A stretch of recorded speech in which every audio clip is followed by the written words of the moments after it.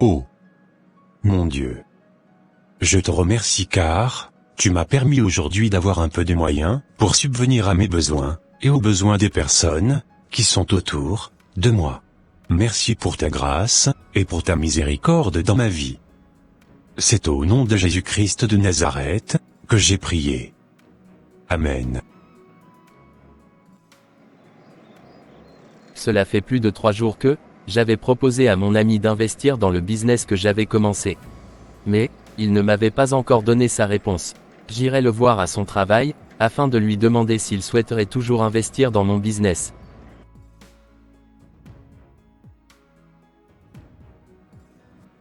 J'ai mon ami qui voudrait que j'investisse dans son business.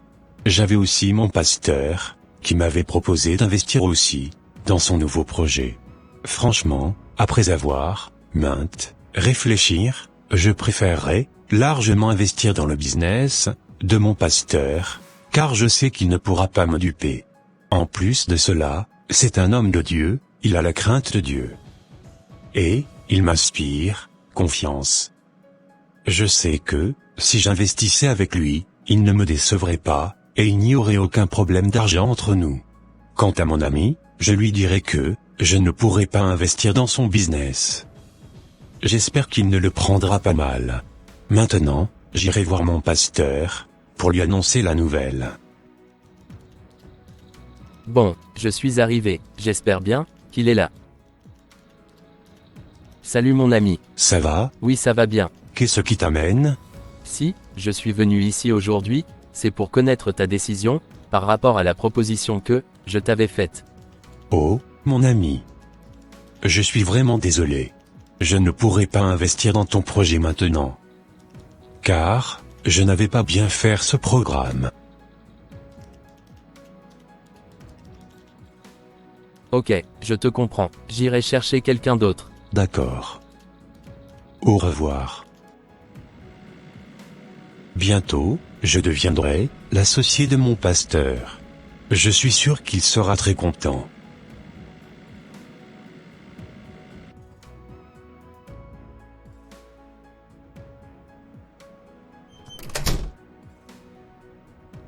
Bonjour mon fils. Bonjour pasteur. Qu'est-ce qui t'amène ici? J'ai une très bonne nouvelle à vous annoncer. Tu peux t'asseoir. Merci pasteur. Alors, qu'est-ce qui t'amène ici? Je suis venu vous annoncer que j'allais finalement investir dans votre projet.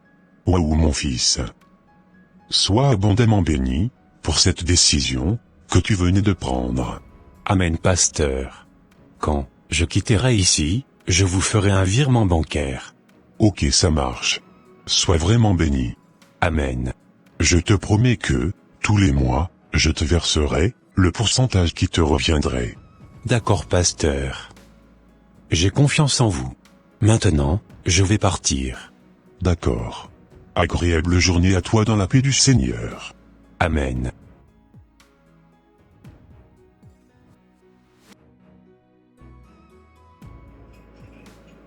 Mon fils spirituel m'avait fait le virement bancaire. Maintenant, je vais pouvoir réaliser tous mes rêves. Et profiter avec ma petite famille. Je vais déménager dans une grande et belle maison. Grâce à cet argent que je venais de recevoir, je vais pouvoir offrir à ma femme le voyage qu'elle voulait et offrir à mes enfants tout ce dont ils avaient besoin. Et par la suite, j'investirai l'argent qui restera dans mon projet.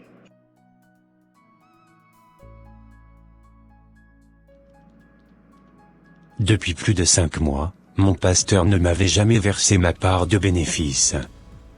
Pourtant, ce n'était pas comme ça qu'on s'était convenu. C'est la confiance que j'avais en lui qui m'avait poussé à lui donner mon argent. Mais de son côté, j'ai vraiment l'impression qu'il n'avait pas du tout respecté le contrat qu'on avait signé ensemble. Je n'arrive plus à supporter cette situation.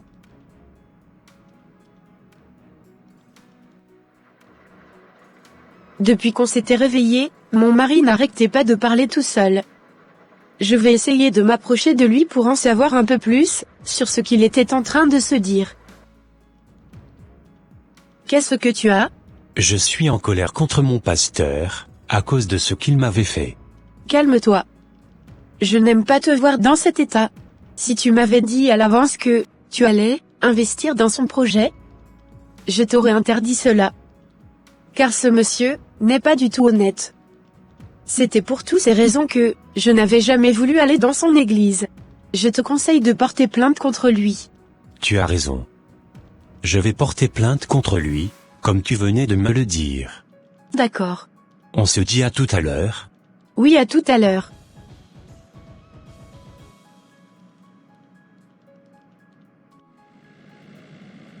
Ma femme avait raison. Je comprends ce pourquoi elle n'avait jamais voulu aller dans l'église de ce monsieur. Depuis que je lui avais donné mon argent, il avait fait voyager sa femme. Il avait payé une nouvelle voiture. Il avait même déménagé. En gros, il avait refait sa vie avec mon argent. Dans un premier temps, j'irai discuter avec lui. Et si, il ne veut toujours pas me rembourser mon argent, j'irai porter plainte contre lui, et je n'irai plus dans aucune église.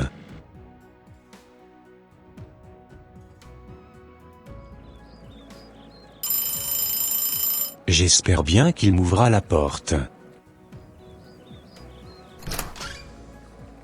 Mon fils, qu'est-ce que tu fais ici? Entre.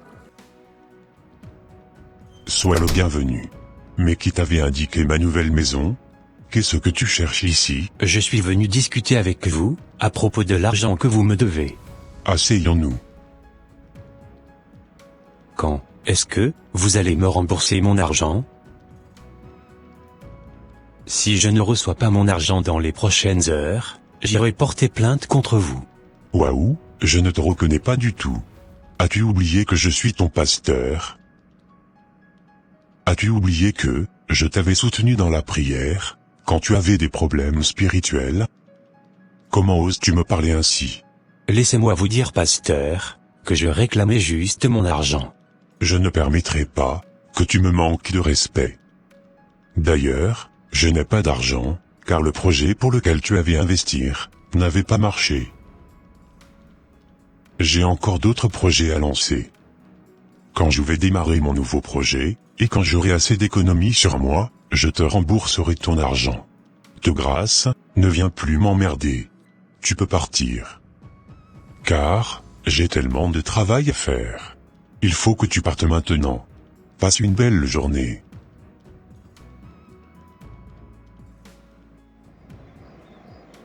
Je n'arrive pas à croire que mon pasteur venait de me mettre à la porte. Franchement, j'irai raconter au diacre de l'église tout ce qui s'était passé.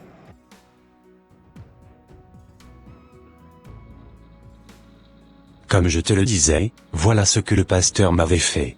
Waouh! C'est incroyable. Je n'arrive pas à imaginer qu'il avait bouffé ton argent. Tu sais, à partir d'aujourd'hui, je ne viendrai plus à l'église.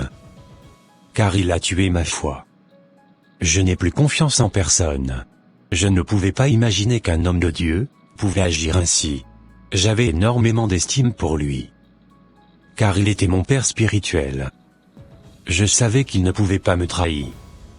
Raison pour laquelle, je n'avais pas hésité à lui donner mon argent. Je suis dégoûté. Je préférais retourner dans le monde. Car aujourd'hui, il n'y a plus de différence entre le chrétien et le païen. Je vais désormais suivre ma femme, en restant à la maison comme elle. À t'entendre parler, on a vraiment l'impression que tu t'étais beaucoup attaché au pasteur. Évidemment. Je l'avais pris comme une référence. Pour moi, il était un homme bien. Je ne pouvais jamais imaginer qu'il me ferait de telles choses. À partir d'aujourd'hui, je renonce à la chrétienté. Je retournerai à ma vie d'avant. Car si le berger qui est censé être un modèle aux brebis, agir de la sorte, que feront les brebis alors? Il venait de perdre le peu d'estime que j'avais pour lui. Oh, frère. Je comprends ce que tu ressens. Mais, ne laisse jamais l'ennemi détruire ta foi. Laisse-moi te dire que c'est l'ennemi qui a utilisé le pasteur pour te faire quitter le chemin de Dieu. Jérémie 17, verset 5, nous dit ceci. Ainsi parle l'Éternel, maudit soit l'homme qui se confie dans l'homme, qui prend la chair pour son appui, et qui détourne son cœur de l'Éternel. N'oublie pas que le salut est personnel. Tu sais quoi, cette situation que tu traverses actuellement, devrait t'apprendre à prendre uniquement Dieu pour ta seule et unique référence. Car il ne trahit jamais. Tu devrais même prier pour le pasteur, afin que Dieu puisse toucher son cœur, pour qu'il te rembourse ton argent. Tout homme est faillible. Que le comportement de l'homme ne t'éloigne pas de Dieu. D'accord. J'ai compris. Désormais je mettrai toute ma confiance en Dieu. Car je n'aimerais plus que quelqu'un me fasse du mal. Plus jamais, de toute ma vie, je mettrai encore ma confiance en un homme. Je comprends maintenant pourquoi la parole de Dieu nous disait que le cœur de l'homme était tortueux dès sa jeunesse. C'est bien. Que le Seigneur Jésus-Christ te fortifie davantage. Amen. Oh, Seigneur, merci beaucoup de m'avoir fortifié à travers ce frère. Jamais, j'abandonnerai la foi, pour ce qui m'était arrivé. Je ne vais même plus demander l'argent que je lui avais donné. S'il me rembourse, tant mieux, s'il ne me rembourse pas. Ce n'est pas bien grave. Je chercherai désormais, là où se réunissent les vrais frères en Christ, pour pouvoir agrandir ma foi. Que Dieu le pardonne vraiment de cet acte ignoble qu'il avait commis envers moi. C'est au nom de Jésus-Christ de Nazareth que j'ai prié. Amen.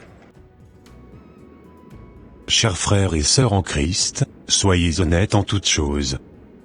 Car, c'est par notre conduite, et par notre intégrité, qu'on pourra gagner le maximum d'âmes à Christ. Ne faites jamais à autrui ce que vous n'aimeriez pas qu'on vous fasse. Que Dieu vous bénisse abondamment. Ça sera tout pour cette vidéo. Si vous avez aimé la diffusion, n'hésitez pas de mettre un j'aime, de la commenter, et de la partager autour de vous, afin qu'une seule âme soit édifiée. N'oubliez pas aussi de vous abonner à la chaîne Conseil Chrétien TV, pour ne rater aucune de nos prochaines diffusions. Que Dieu vous bénisse et vous garde. Bye, bye.